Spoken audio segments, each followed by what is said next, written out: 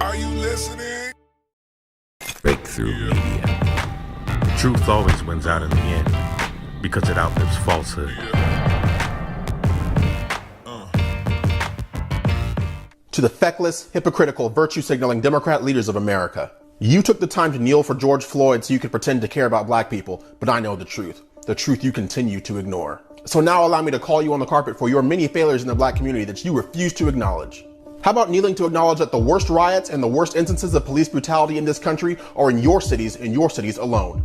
You are the common denominator. How about kneeling to apologize for having some of the lowest minority, literacy, and graduation rates, but some of the highest single motherhood, abortion, and black-on-black crime rates in your own districts that you yourselves represent? How about kneeling for the millions upon millions of black children who never got a chance to live because your friends over at Planned Parenthood butchered them before they even had a chance to be born? How about kneeling for the untold numbers of my ancestors who were lynched by your former counterparts in the KKK for simply daring to ask to be treated as equals? They didn't get justice, and even today, by kneeling and apologizing for your white privilege, you still don't treat us as equals. You feel like you have to apologize for your privilege because deep down, you still think that you're better than us by default. If you'd actually held your friend Amy Klobuchar accountable for not prosecuting Derek Chauvin when she had the chance to after he had 10 complaints filed against him in his 19 years with the Minneapolis police force, maybe George Floyd would still be alive. The fact of the matter is, if you had to take a knee for every black life lost needlessly due to your failed leadership, you would be on your knees forever. The only black lives that matter to you are the ones that fit your agenda. You know it, I know it, and the world knows it too. Your party is the one that filibustered for months to prevent the passage of the Civil Rights Act of 1964. Your party is the one that only had 23% support of the 13th Amendment, which abolished slavery, and had 0% support for the 14th Amendment, which granted freed slave citizenship, and also 0% support for the 15th Amendment, which gave us the right to vote. The policies you have implemented have been the figurative knees on the necks of my people for centuries. And it is because of you and your failed leadership that many of us still can't breathe today.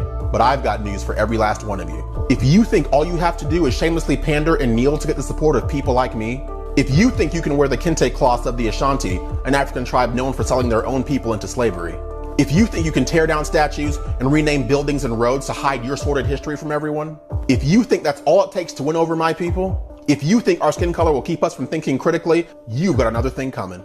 I'm Nemani Felder, and that was absolutely nothing but common sense. Boom. Yeah. I'm gonna be honest with y'all. First off, thank y'all so much for 10,000 subscribers. Please share my YouTube. Anything you can do to help, just please help. I don't have no big budget behind me. I don't have no huge people promoting me, but you know. But I'm tired. I'm tired of all this fake division.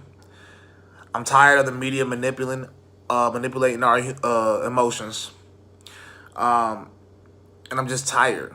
I'm tired. All lives matter. I said it, and I meant it.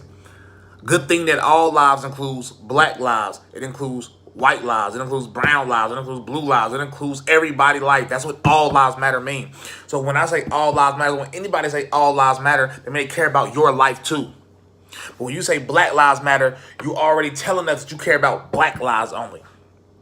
And I find that funny that all these riots started because of George Floyd. What George Floyd got to do with you stealing TVs? What George Floyd got to do with you burning down businesses in your community, messing up jobs for people in your community? What that got to do with George Floyd? How can you claim that you're doing this to save black lives, but you're taking black lives? You got that officer that died on camera. Black. Did his black life matter? And then, look, I'm going to go ahead and say it. George Floyd shouldn't have died. We all agree. But once y'all started killing more black people or more people, period, I saw a white guy get beat to a pulp by like 15 people. Once those things start happening, we're past George Floyd, because you're obviously past George Floyd. Even if you wanted a life for a life, you took that and you're still taking them. Now, y'all are shooting in the crowds, y'all killing police officers, and people in the background saying, F that old man. Y'all don't care about black lives. Stop saying that. What's funny is I see a lot of these rappers talking about Black Lives Matter, but in every one of their songs, they killing somebody. They're selling drugs to somebody. Y'all got to stop. I'm tired of the hypocrisy, and all these other people are afraid to say something because people don't want to seem racist or people don't want to seem offensive. I don't care. This is lawlessness. And if you own a business, if you live in a state where you can protect your property with force, shoot the looters. I bet you if a few of these looters get shot, I guarantee you they'll stop looting. I guarantee it. Just two or three of them get shot. Guarantee you they'll stop looting. But what we can't do is allow this lawlessness and nobody speak up about it. This is not justice. This is chaos. This is not anything. And it's time for people to step up. And it's time for people to step up and not be afraid to say the truth regardless of who they offend. Because I'm pissed off and this is a event. So I know I'm not sounding politically correct. I never sound politically correct. And I'm messing up on a few words. But I don't even care. This is nonsense. I have friends talk about, I can't believe racism is still an issue. Racism is not a dang on issue. You don't wake up worrying about racism every dang on day. There's not a racist effect in your everyday, day-to-day life. We don't even know if the George Floyd situation was racist to begin with. It could just be a cop abusing his power. Murdering a person. Because more white people get shot by cops per year than black people.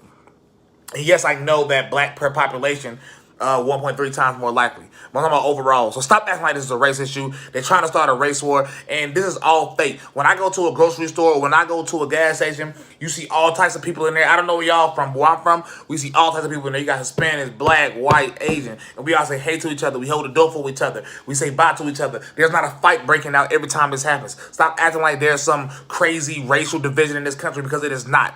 America is the least racist country. United States of America is the least racist country in the world. So stop acting like this is a huge problem. All lives matter. I said what I said. If that offends you, if me saying all lives matter offends you, you're the problem. If me saying all lives matter offends you, you're the racist. If me saying all lives matter offends you, you're the one that's created a division. And I said what I said.